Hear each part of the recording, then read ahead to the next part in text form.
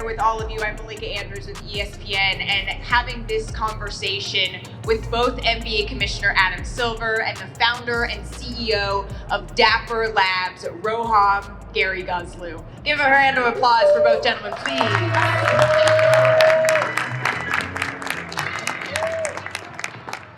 Awesome. We're not going to waste any time here, gentlemen. It's been a long day for all of us. I'm so excited to chat with both of you. And Roham, I want to start with you, because I think that before we even get to the origin story of how the NBA began working with NBA Top Shot and with Dapper Labs, we need to start here. Let's pretend there's someone in the audience who has never before heard what NBA Top Shot is. How would you explain it to that person? Well, I mean, I guess the first question, who here has heard of NBA Top Shot before? Yeah!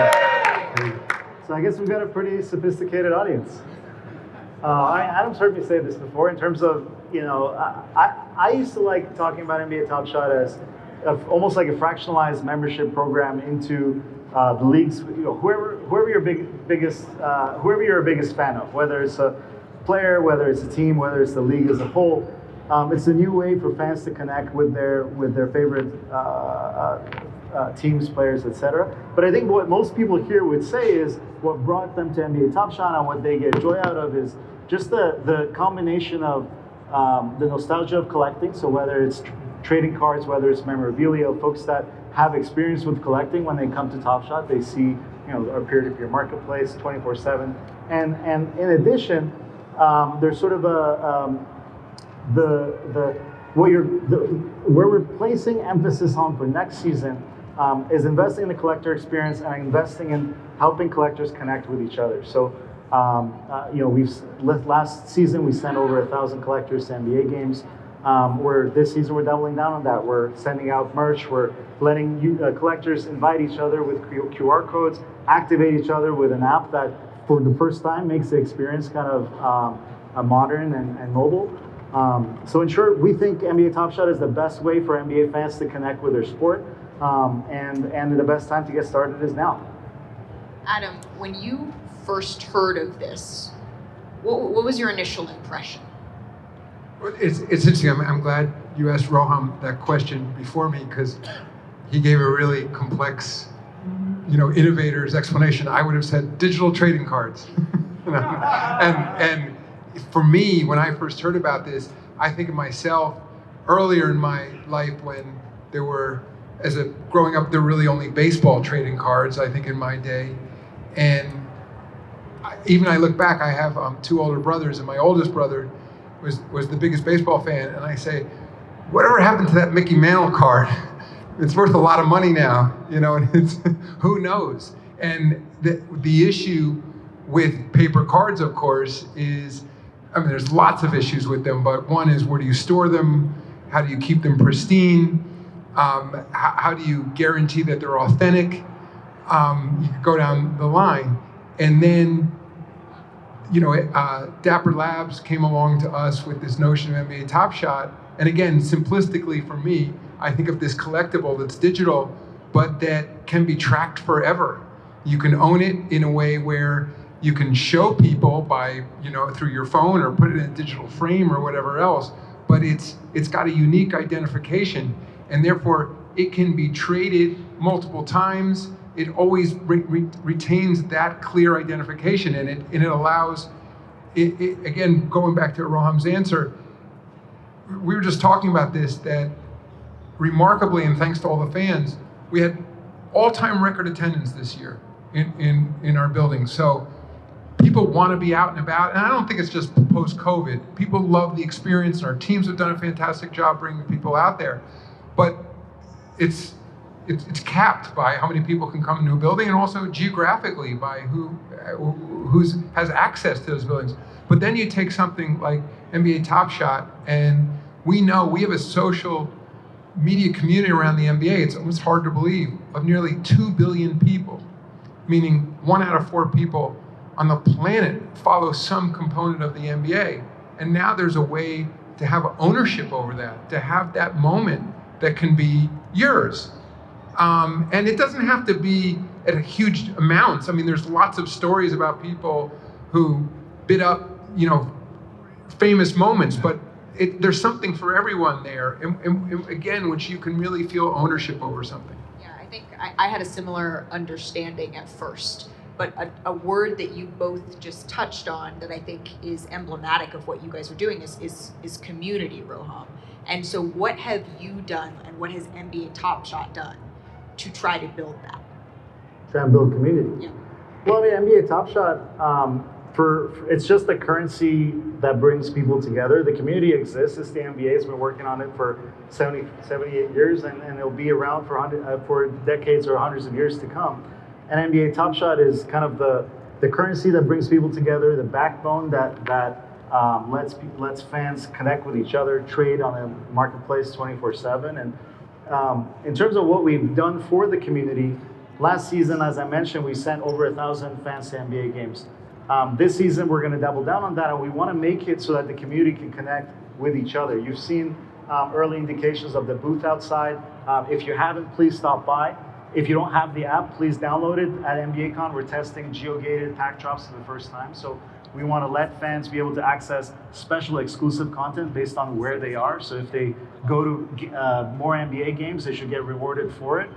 And in addition, we want to lean in with the NBA, and whether it's Ticketmaster and the NBA tickets, which are already on the Flow blockchain thanks to our partnership there, whether it's all the work that you're doing connecting with fans direct to consumer, NBA ID and others, how can NBA Top Shot be an integral part of the NBA fan experience? And for the first time, if you collect an NBA Top Shot, anyone in the whole world can see that and can recognize you for that fandom versus trading cards that are hidden in your mom's basement or in a or that you can't find, or that you can't find. So for us, we're just getting started. I think the reality is this season we want to double down on the collector experience. We want to double down on everything we're doing around managing a stronger economy, making sure that the way we introduce content represents the best,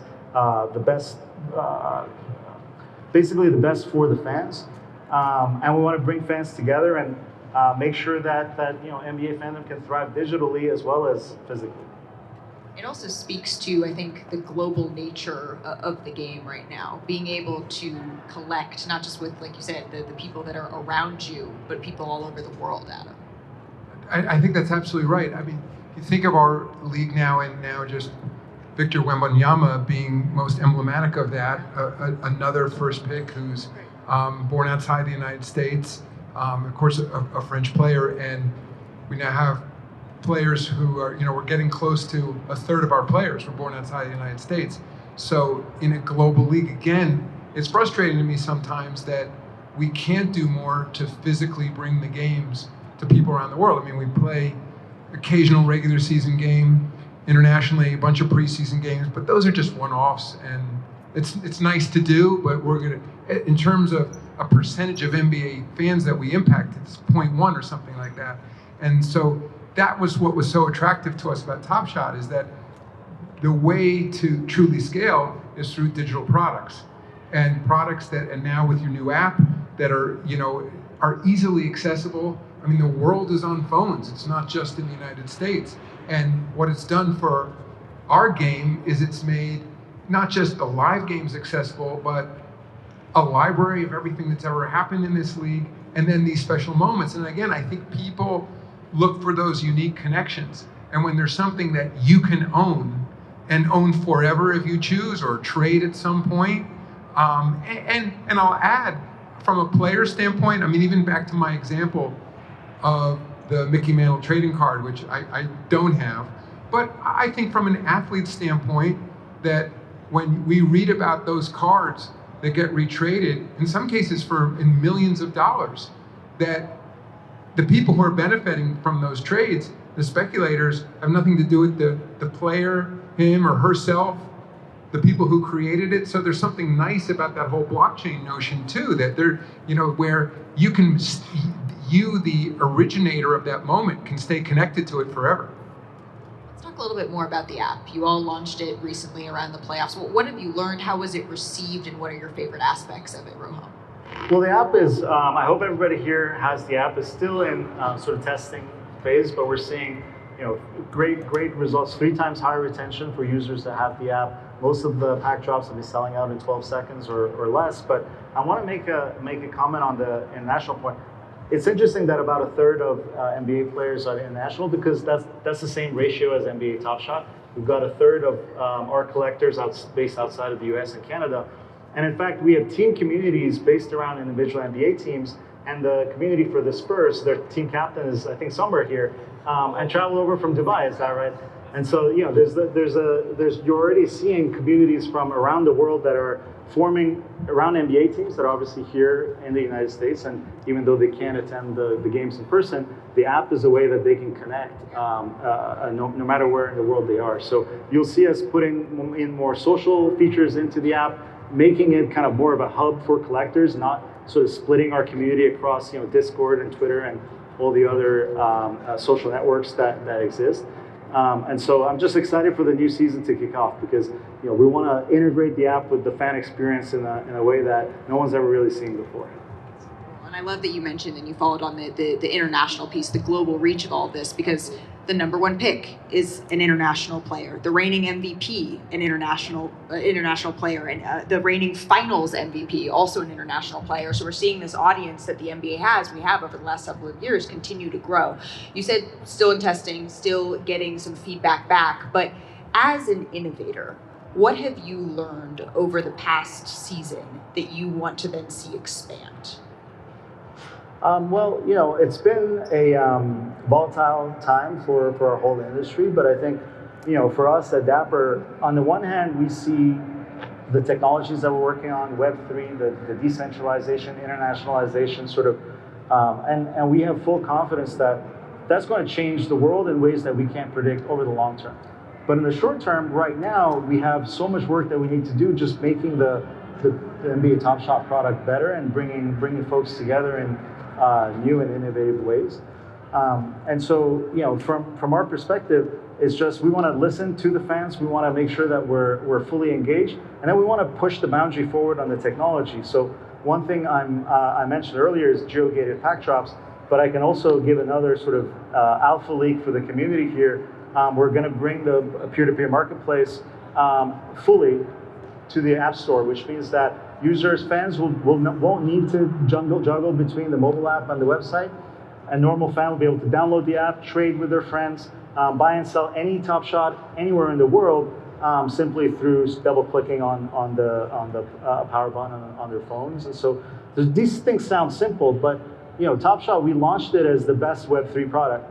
This season, we can't be a Web3 product anymore. We have to be the best NBA fan product, and the best way for the NBA to engage its digital fans, and that's what we're committed to do. Adam, you've been the commissioner for a decade now, and you've seen so many iterations, so many chapters of fandom, of technology interacting. What do you see as the benefit of fans to continue to engage in this way through Top Shot?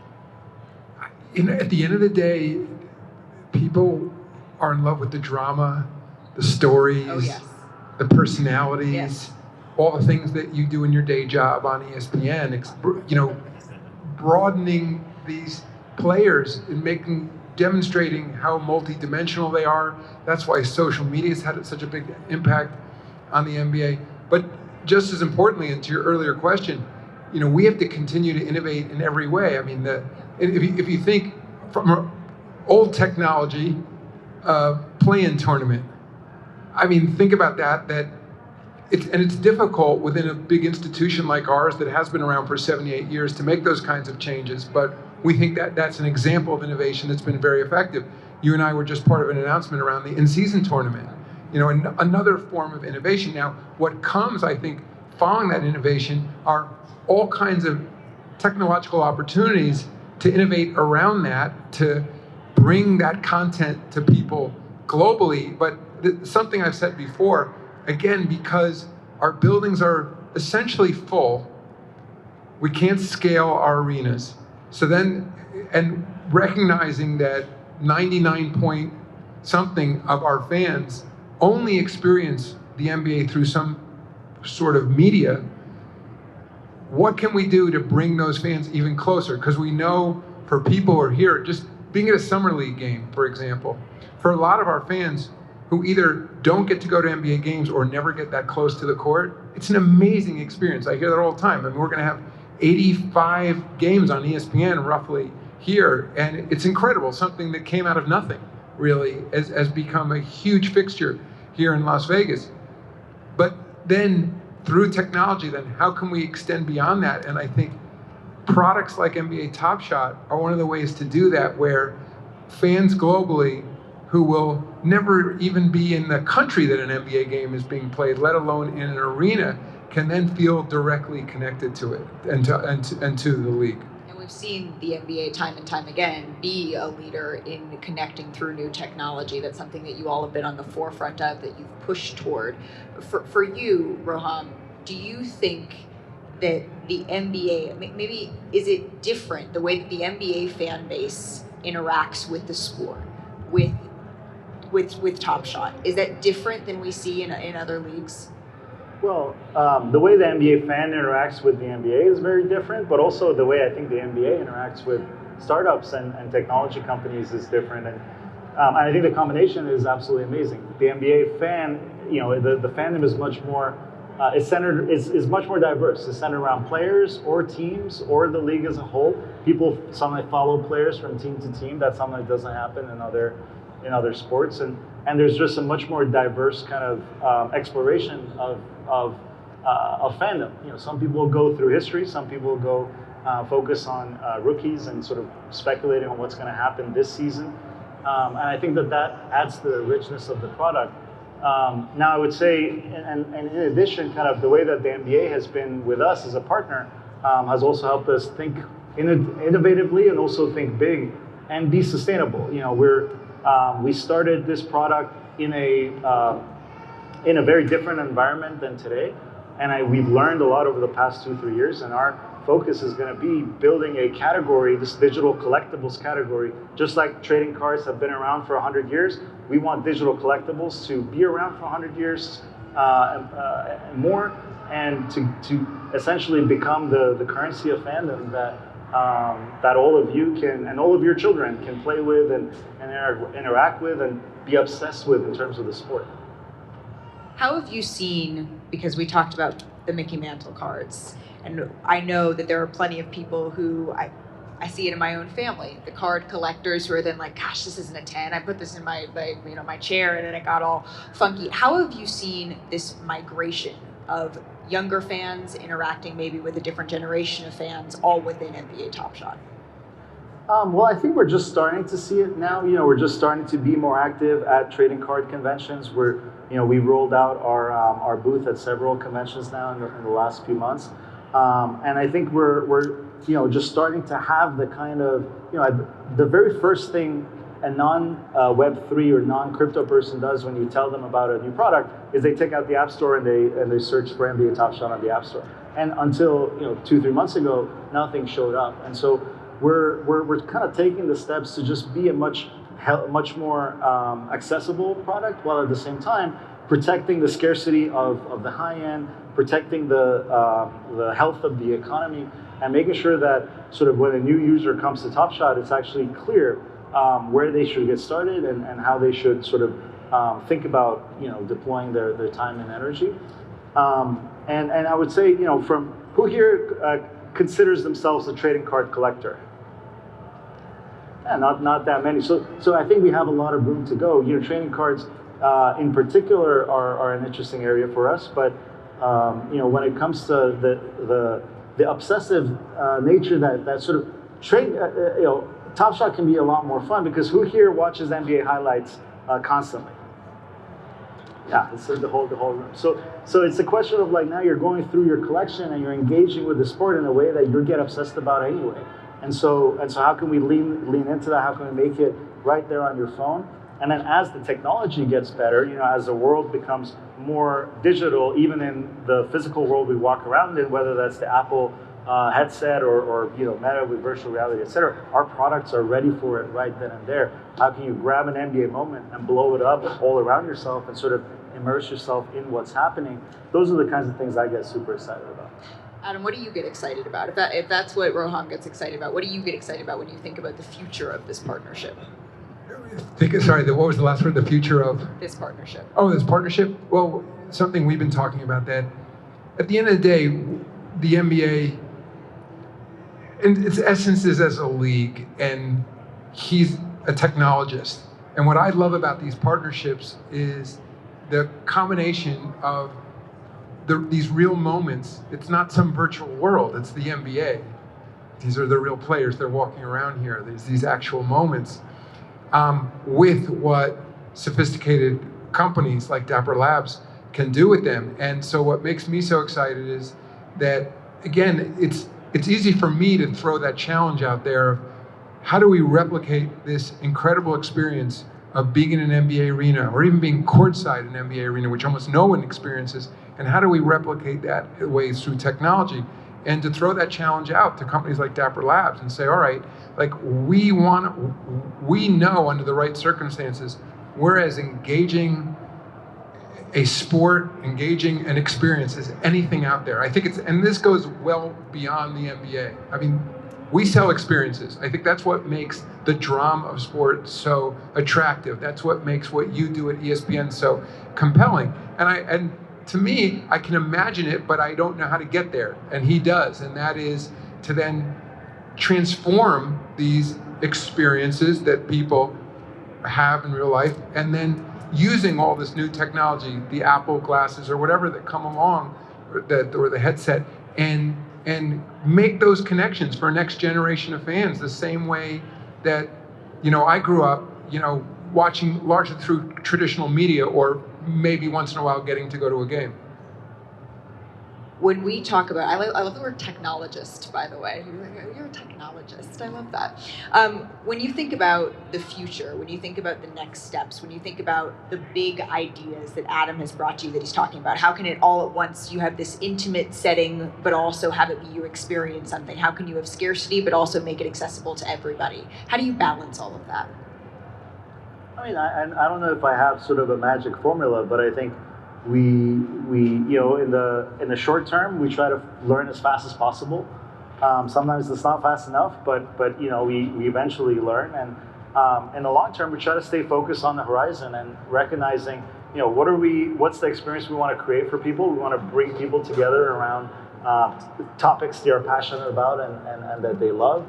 And we want to create a fabric on which they can connect with each other. And in this conversation, we haven't really mentioned the ecosystem on top of Top Shot, but I'm sure there's several people in this room that are in various ways building businesses on Top Shot, whether that's little tools or analytics platforms or third-party marketplaces, or even there are fantasy products and group breaks. And the fact that these digital networks are open means anyone can build on top of them, and that's just sort of the ingredients of that are going to make the future real. If we were sitting here in 2001, you'd be asking me, hey, isn't the internet going to go away? Amazon's down 95%, whatever it is. Is e-commerce really a thing?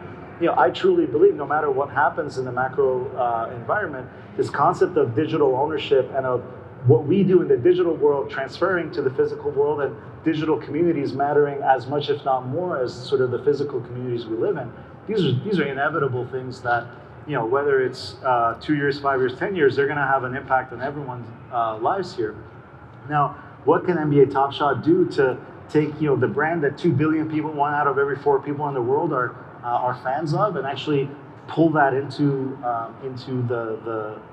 that next generation, similar to the early kind of experiments with the NBA.com and League Pass, and the fact that the NBA went from having one of the first websites to then having one of the first sort of League Pass in the early 2000s before anybody kind of really invested in these things, shows that both how innovative you are, but also how long it takes sometimes for it to permeate and go from sort of that 100,000 user to 1 million to 1 billion. But it's inevitable eventually, and so it's a question of let's just have a lot of fun along the way and learn quickly and iterate. You're far smarter than I am when it comes down to the technology of all this. Oh, no, I know that. But when you look at the emerging technology here, what role do you see it playing, not just for fans, but also for players? I mean, Adam alluded to it. one of the coolest things, maybe the coolest things from a player standpoint in terms of digital products, digital collectibles on blockchain rather than sort of physical, is the player is incentivized right along with the collector through that entire journey of that asset. And even the player's estate, if the player passes away, continues to benefit from appreciation in a given player's assets. Every time it's traded, there's a 5% fee that gets split between us, the NBA, and the NBA Players Association, or if it's a retired player, the individual directly.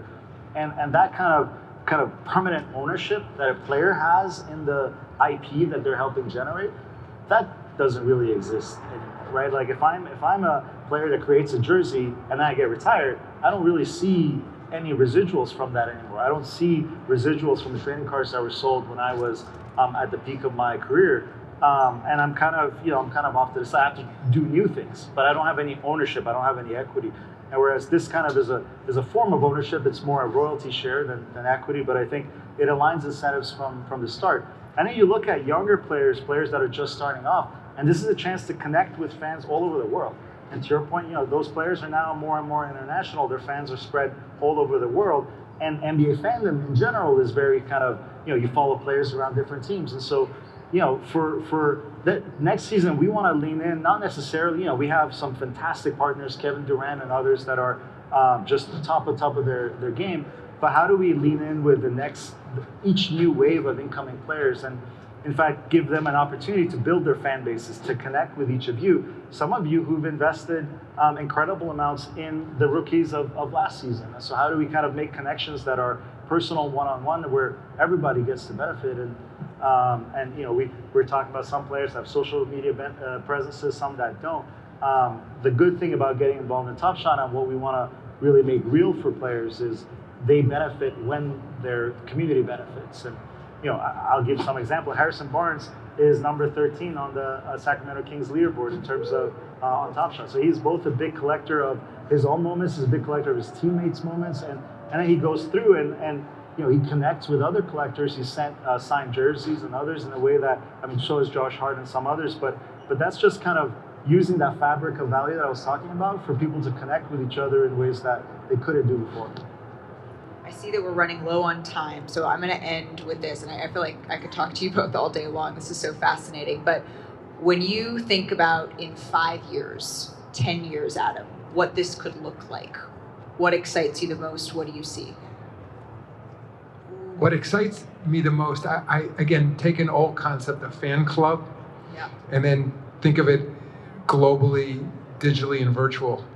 And again, this notion that people can all feel that they belong to something. A word you hear a lot these days, that in politics or in life, that people are searching for belonging. And I think that sports is just one dimension of people's lives, but I think having that connection, it's a big world. And again, but when you have that common love of the San Antonio Spurs or the Denver Nuggets or whatever your team is, like those, it's interesting. We think of course, Denver Nuggets are Denver's team, but even as we were, standing on the court and awarding the championship, that there's a global fan base around that team, around those players. And so ideally, when you think 5 years or 10 years, that global community around those fans, almost, at least my way of thinking of it, is you have there on that championship game, whatever it was, 19,000 people in that building. So then in a virtual way, imagine 1 billion people, but coming together through digital assets and feeling connected to each other with a common rooting interest and a common sense of celebration. And by the way, it cuts both ways. Like those experiences that happen through sports, that real deep emotion, it's not always positive. Your teams lose and there's tough moments too, but that creates a bond among people as well. It's life. It connects you, that emotion, to what's happening around you. It's why we're alive. And I think again that we can't scale those arenas. So I'm looking back to the technologists here, not us. And that's the challenge. To take these global properties, and there's not that many NBAs in the world, properties that are all around the world, have brands that are known around the world, and create that commonality. And I think, lastly, I think it's positive for mankind. There's a lot of tension and difficulties in the world, and sports is one of those things that can create commonality, empathy, and connections in an otherwise very divided world. What about you, Rohan? I'm sure that was more than you were looking for. Adam, I've interviewed you a couple times now. You always give more than we're looking for, and we appreciate it. Rohan, you. I mean, that was so well said. It's hard to follow, but I mean, essentially, communities coming together through shared ownership and shared passions is fundamental to humanity since the beginning of time. So that sense of belonging and marking it by what I own and what I wrap around my neck or sort of wear as a tribal marker, we want to make that seamless digitally, where you can carry your fandom around with you in your pocket. You can recognize everyone else's fandom at a moment's notice, and you can connect with fans in ways you could never do before. And 5 years from now, 10 years from now, I want every single NBA fan to have NBA Top Shot in their pocket, to at least have some moments. And I want the biggest NBA fans to be all in on, this is the way I represent my fandom. This is the way I connect with the rest of the biggest fans around the sport. And unlike trading cards, it's 24/7 marketplace, fully authenticated, super fast trades, etc. And people really understand that beyond just NFTs or blockchain or crypto, but just be part of every fan's daily life. I'm on my way to get my Richard Jefferson, Kendrick Perkins memorabilia right now. Adam, Rohan, thank you so very much. Let's give him a round of applause.